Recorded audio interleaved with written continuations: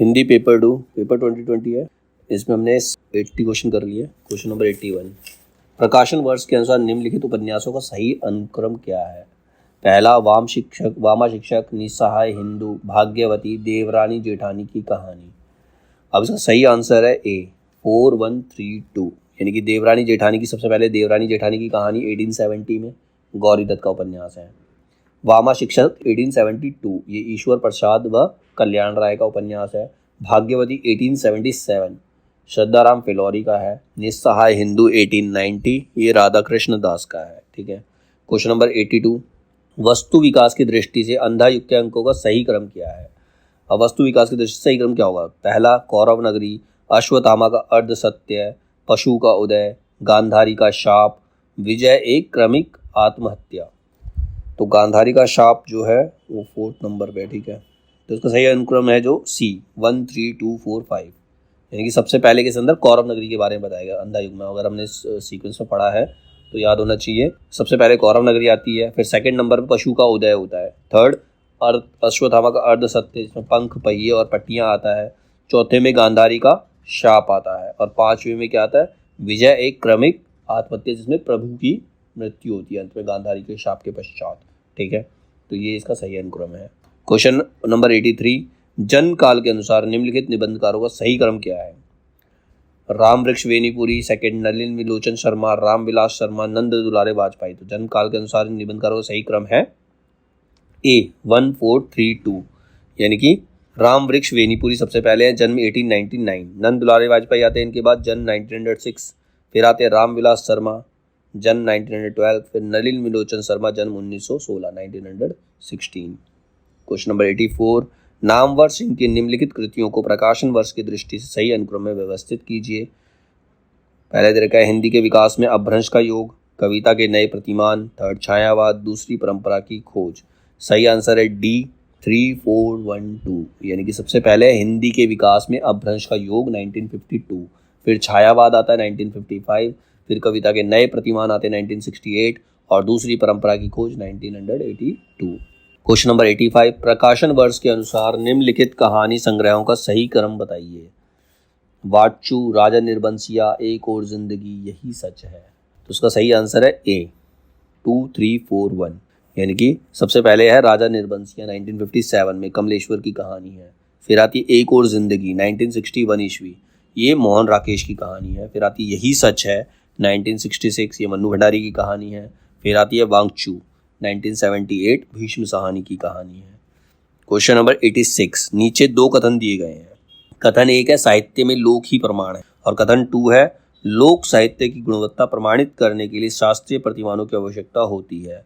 तो हमें इसमें बताना है कि सही ऑप्शन है क्या। कथन 1 और 2 दोनों सही हैं, कथन 1 और 2 सेकंड दोनों सही हैं, कथन 1 और 2 दोनों गलत हैं, कथन 1 सत्य है किंतु कथन 2 गलत है, और फोर्थ ऑप्शन दे रखा कथन 1 सत्य किंतु कथन 2 सही है। तो इसमें आंसर होगा सी, कथन 1 सत्य है, यानी कि साहित्य में लोक ही प्रमाण है, ये सही है। लोक साहित्य की गुणवत्ता प्रमाणित करने के लिए शास्त्रीय प्रतिमानों की आवश्यकता होती है, ये गलत है। मतलब पहला सत्य है और दूसरा असत्य। तो सही ऑप्शन क्या है? सी, कथन 1 सत्य है किंतु कथन 2 जो है वो गलत है। ठीक है। क्वेश्चन नंबर 87, इसमें भी दो कथन दिए गए हैं। कथन 1, स्त्री विमर्श के अनुसार स्त्री केवल जैविक उत्पत्ति है, मतलब एक इंसान की उत्पत्ति और कुछ मतलब इंसान को जन्म देने के लिए है।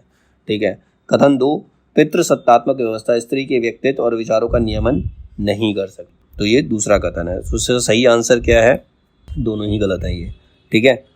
कथन 1 और 2 दोनों सही हैं, कथन 1 और 2 दोनों गलत हैं, कथन 1 सत्य किंतु कथन 2 गलत है, कथन 1 असत्य किंतु कथन 2 सही है। तो सही आंसर है दोनों ही कथन गलत हैं इसमें। कथन 1, स्त्री विमर्श के अनुसार स्त्री केवल जैविक उत्पत्ति है, ये कथन गलत है क्योंकि स्त्री विमर्श के अनुसार स्त्री केवल जैविक उत्पत्ति नहीं है। कथन 2, पितृसत्तात्मक व्यवस्था स्त्री के व्यक्तित्व और विचारों का नियमन नहीं कर सकती, कथन 2 गलत है क्योंकि पितृसत्तात्मक व्यवस्था स्त्री के व्यक्तित्व और विचारों का नियमन कर सकती है। ठीक है। क्वेश्चन नंबर 88, नीचे दो कथन दिए गए हैं। स्थापना ए, कृष्ण भक्ति काव्य वृत्ति के उत्कर्ष का दर्शन है। कृष्ण भक्ति काव्य वृत्ति के उत्कर्ष मतलब वो ऊपर जाने का दर्शन है, और तर्क दे रखा है इसीलिए उसका पूर्ण स्वाद उज्ज्वल रस में होता है। तो अब इसमें बताना है ए सही है, आर गलत है, ए गलत है, आर सही है, ए और आर दोनों गलत हैं, ए और आर दोनों सही है, तो उसका आंसर है डी, दोनों ही सही है। कृष्ण भक्ति काव्य वृत्ति के उत्कर्ष का दर्शन है, इसीलिए उसका पूर्ण स्वाद उज्ज्वल रस में होता है, तो इसका आंसर है ऑप्शन डी। कृष्ण भक्ति काव्य वृत्ति के उत्कर्ष का दर्शन है और उसका जो तर्क है इसीलिए उसका पूर्ण स्वाद उज्ज्वल रस में होता है, अतः स्थापना ए और तर्क आर दोनों ही सही है। ठीक है। क्वेश्चन नंबर 89, नीचे दो कथन दिए गए हैं। कथन एक छायावाद श्रृंगार लिप्सा का काव्य है। कथन दो वस्तुतः रीतिकालीन श्रृंगार भावना ही छायावाद में अज्ञात आलम्बन का आधार बनी। तो इसमें कथन एक और दो दोनों सही हैं, कथन एक और दो गलत हैं, कथन एक सत्य है किंतु कथन दो गलत है, कथन एक असत्य है किंतु कथन दो सही है।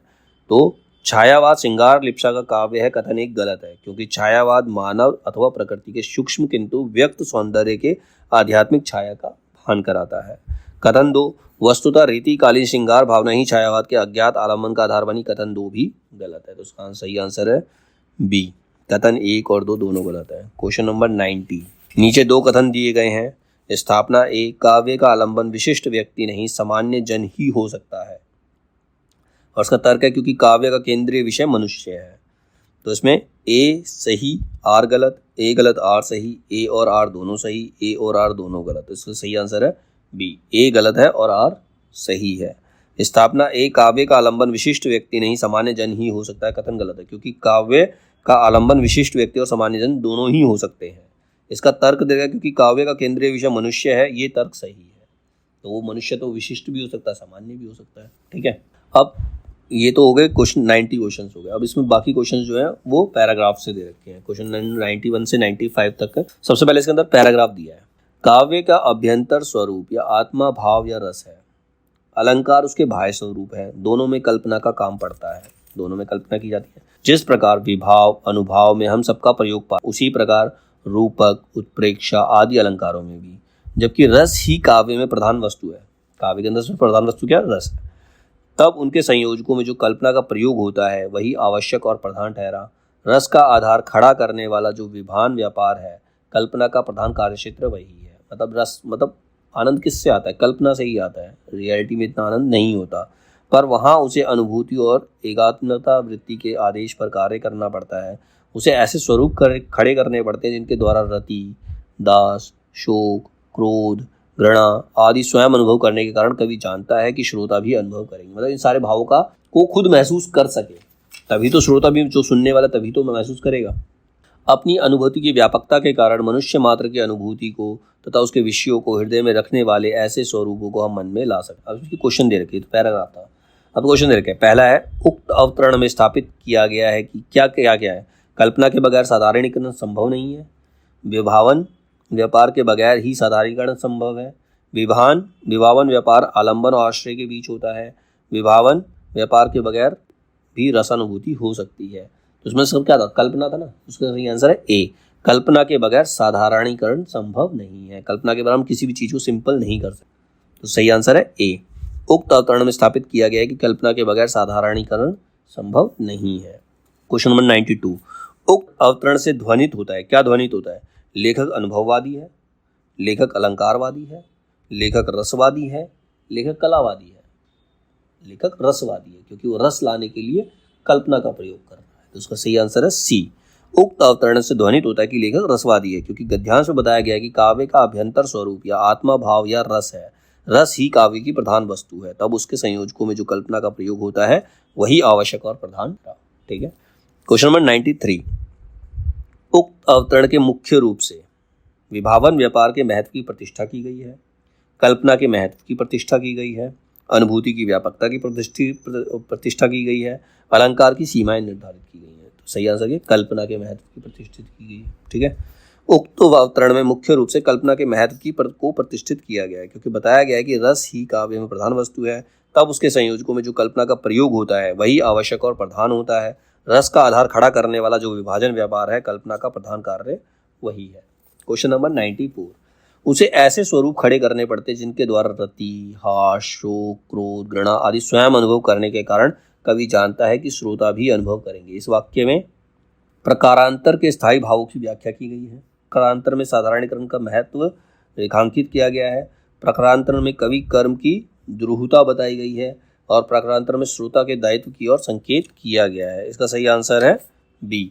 प्रकारांतर में साधारणीकरण का महत्व रेखांकित किया गया, मतलब इसमें बताया गया कि साधारणीकरण साधारणीकरण के द्वारा ही हम श्रोता को समझा सकते हैं। जब लेखक खुद अनुभव करेगा तभी श्रोता भी अनुभव कर सकता है। तो उसे ऐसे स्वरूप खड़े करने पड़ते हैं जिनके द्वारा रति, हास, शोक, क्रोध, घृणा आदि स्वयं अनुभव करने के कारण कवि जानता है कि श्रोता भी अनुभव करेंगे। वाक्य में प्रकारांतर से साधारणीकरण का महत्व रेखांकित किया गया है। Question number 95। अपनी अनुभूति की व्यापकता के कारण मनुष्य मात्र की अनुभूति को और उसके विषयों को अपने हृदय में रखने वाले ही ऐसे स्वरूपों को अपने मन में ला सकते हैं। इस वाक्य में क्या है? लोक हृदय की व्यापकता की ओर संकेत किया गया है, कवि हृदय की विशिष्टता की ओर संकेत किया गया है, पाठक के दायित्व को रेखांकित किया गया है या कवि के दायित्व को रेखांकित किया गया है। इसके अंदर कवि हृदय की विशिष्टता की ओर संकेत किया गया। सही आंसर है बी। अपनी अनुभूति की व्यापकता के कारण मनुष्य मात्र की अनुभूति को तथा उसके विषयों को अपने हृदय में रखने वाले ही ऐसे स्वरूपों को अपने मन में ला सकते हैं। इस वाक्य में कवि हृदय की विशिष्टता की ओर संकेत। तो ये था क्वेश्चन नंबर 95 तक पैराग्राफ। अब 96 से 100 तक इसमें भी पैराग्राफ दे रखा है। अब पैराग्राफ पढ़ते सबसे पहले पैराग्राफ क्या दे रखा है इसके अंदर। साहित्य का मूल स्रोत होता है मनुष्य का जीवन। साहित्य कहाँ से निकलता है? मनुष्य के जीवन से निकलता है। मनुष्य जीवन के सुख दुख, आशा आकांक्षा, उत्थान पतन की ही अभिव्यक्ति साहित्य द्वारा होती है। मनुष्य का व्यक्ति जीवन समष्टि जीवन द्वारा सीमाबद्ध है। व्यक्ति जीवन जो है बाहर के लोगों के साथ लिंक्ड होता है। मनुष्य की व्यष्टि सत्ता के साथ समष्टि का किस प्रकार संघर्ष एवं द्वंद्व चलता रहता है और इसके परिणाम स्वरूप उसके सामाजिक जीवन में किस प्रकार रूपांतर होता है, उसका सामाजिक जीवन किस प्रकार से प्रभावित होता है। यह बात अतीत काल से साहित्य या समालोचना में विशेष रूप से नहीं पाई जाती। मनुष्य की सामाजिक परिस्थिति एवं उसके व्यष्टि जीवन के साथ समष्टि के संघर्ष और उसके मन के ऊपर इन सब की प्रतिक्रियाओं की परीक्षा करने के कारण ही आधुनिक साहित्य भाव प्रधान ना होकर बहुत कुछ वस्तु प्रधान बन गया है। समाज में भी समय समय पर जो परिवर्तन होते रहते हैं उनका प्रभाव मानव मन पर भी पड़े बिना नहीं रहता। मनुष्य का मन का यह परिवर्तन जब साहित्य में प्रतिफलित होता है तभी साहित्य में चैतन्य की सृष्टि होती है और वह सबके लिए उपभोग्य बन जाता है। प्रत्येक युग का श्रेष्ठ साहित्य अपने युग की प्रगतिशील विचारों द्वारा किसी न किसी रूप से अवश्य प्रभावित होता है। मतलब लोगों से, वहाँ के रहन सहन से, वहाँ के वातावरण से प्रभावित होता ही है जिस भी समय में वो साहित्य लिखा जाता है। मानव मन को प्रभावित करके उसके जीवन की सभी दिशाओं में प्रगतिशील बनाने में ही साहित्य की चरम सार्थकता है। युग युग में साहित्य जो लक्ष्य मनुष्य के मन के प्राण को प्रभावित करता है, यही उसकी लोकप्रियता का मूल कारण है। लोगों में लोकप्रिय भी इसीलिए होता है, फेमस भी इसीलिए होता है क्योंकि वो लोगों के जीवन से लिया होता है।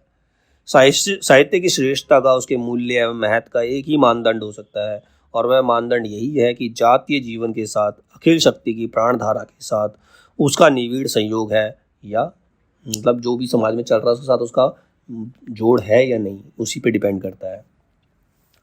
अब इसमें बताना है उपर्युक्त अनुच्छेद के आधार पर निम्नलिखित में से कौन सा कथन सही है। मनुष्य का व्यष्टि जीवन समष्टि जीवन से सीमाबद्ध नहीं होता। अतीत काल की समालोचना में व्यष्टि और समष्टि के बीच संघर्ष के रूपांतरण की विशेष चर्चा पाई जाती है। साहित्य की लोकप्रियता का कारण असंख्य जन समुदाय पर प्रभाव और साहित्य मानव जीवन के सुख दुख से निरपेक्ष रहता है। इसका सही आंसर है सी। साहित्य की लोकप्रियता का कारण जो है असंख्य जन समुदाय पर सभी लोगों का प्रभाव होता है, इसीलिए वो लोकप्रिय होता है। तो सही आंसर क्या है? सी। उपयुक्त अनुच्छेद के आधार पर साहित्य की लोकप्रियता का कारण है असंख्य जन समुदाय पर प्रभाव है और अन्य कथन जो है वो सब गलत है। Question number 97। उपयुक्त अनुच्छेद के आधार पर साहित्य की श्रेष्ठता का क्या मानदंड है? मतलब साहित्य की श्रेष्ठता किस मानदंड पर तय होती है? ए, वस्तु प्रधानता ना कि भाव प्रधानता। बी, मानव जीवन की सीमाओं की अभिव्यक्ति। सी, अतीत काल का महिमा गान। और डी, जातीय जीवन व अखिल शक्ति की प्राणधारा से निविड़ संयोग। यही लास्ट में लिखा हुआ था, ठीक है। तो सही आंसर है डी। उपयुक्त अनुच्छेद के आधार पर साहित्य की श्रेष्ठता का मानदंड जातीय जीवन व अखिल शक्ति की प्राणधारा के निविड़ का संयोग है, ठीक है। Question number 98। उपयुक्त अनुच्छेद के आधार पर निम्नलिखित में से सर्वाधिक सार्थकता का कारण है। सर्वाधिक सार्थक क्या है इसके अंदर? ए, जीवन को प्रगतिशील बनाना। बी, जीवन के दुखों की उपेक्षा। सी, सबके लिए उपभोग्य ना होना। और डी, व्यष्टि और समष्टि का निरादर। तो सही आंसर है ए, जीवन को प्रगतिशील बनाना ही सार्थकता का कारण है। उपयुक्त अनुच्छेद के आधार पर दिए गए विकल्पों में से जीवन को प्रगतिशील बनाना सर्वाधिक सार्थकता का कारण है, अन्य विकल्प असंगत है। Question number 99। उपयुक्त अनुच्छेद के आधार पर निम्नलिखित में से कौन सा कथन सही नहीं है? ए, जातीय जीवन के साथ गहरी संबद्धता श्रेष्ठ साहित्य का मानदंड है, ये सही है। बी, सामाजिक परिवर्तन मानव मन को भी प्रभावित करता है, ये भी सही है। सी, मनुष्य का समष्टि जीवन उसके व्यष्टि जीवन को सीमाबद्ध नहीं करता, गलत है, करता है, असर पड़ता है। तो ये कथन सही नहीं है। डी, मानव जीवन साहित्य का मूल स्रोत ही सही है। तो आंसर क्या है? सी। उपयुक्त अनुच्छेद के आधार पर दिए गए कथन में मनुष्य का समष्टि जीवन उसके व्यष्टि जीवन को सीमाबद्ध नहीं करता है, सही कथन नहीं है। अन्य कथन सही है जो इस प्रकार हैं। जाति जीवन के साथ गहरी संबद्धता श्रेष्ठ साहित्य का मानदंड है। सेकंड, सामाजिक परिवर्तन मानव मन को प्रभावित करता है। और थर्ड है, मानव जीवन साहित्य का मूल स्रोत है। क्वेश्चन नंबर 100, उपयुक्त अनुच्छेद के आधार पर निम्नलिखित में से साहित्य की लोकप्रियता का मूल कारण क्या है? साहित्य लोकप्रिय क्यों होता है? मेन रीजन क्या है इसका? ए, सामाजिक जीवन की अभिव्यक्ति से दूरी नहीं। बी, लाखों लाख मनुष्यों की चेतना पर प्रभाव, इतने सारे लोग हैं उनके चेतना पर प्रभाव होता है इसीलिए वो लोकप्रिय भी होता है। तो आंसर है बी। उपयुक्त अनुच्छेद के आधार पर लाखों लाख मनुष्यों की चेतना पर प्रभाव साहित्य की लोकप्रियता का मूल कारण है। गद्यांश में बताया गया कि युग युग में साहित्य जो लाख लाख मनुष्यों के मन प्राण को प्रभावित करता है वही उसकी लोकप्रियता का मूल कारण है, यहाँ लिखा हुआ है। ठीक है, तो पैराग्राफ को ढंग से पढ़ोगे तो क्वेश्चन हो जाएगा। तो सबसे पहले यही 10 क्वेश्चन तुम्हें अटेम्प्ट करने, तो ढंग से पढ़ो, रीड करो, सही होंगे।